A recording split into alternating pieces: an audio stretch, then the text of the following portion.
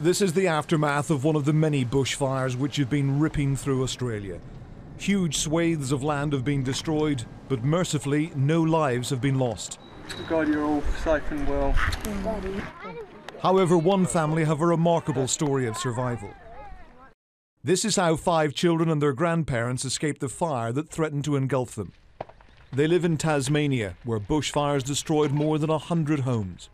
We saw tornadoes of fire just coming across towards us, and the next thing we knew, everything was on fire everywhere, all around us. Came from both directions. Came at us and then from the side.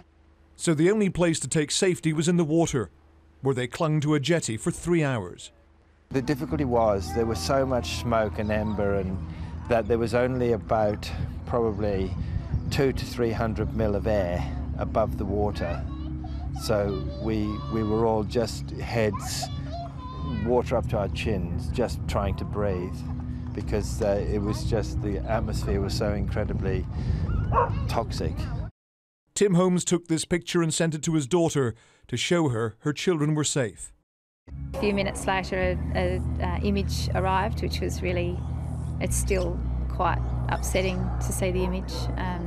It's of all of our 5 children underneath the jetty, huddled up to neck deep seawater, which is cold. We've swam the day before and it was cold.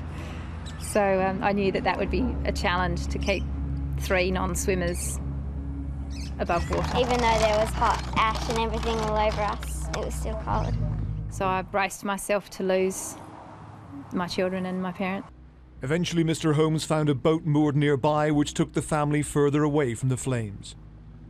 Firefighters continue to battle blazes right across the country, fanned by high winds and temperatures which have soared above 40 degrees Celsius. Plumes of smoke from the dozens of fires have been clearly photographed from the International Space Station. It's thought 10,000 sheep and cattle have been lost, 600 on this farm alone. Those that survived are now trying to find grazing ground amid the ashes. Pretty devastated, a bit shocked. I don't know how to take it all in and what it means for the immediate future.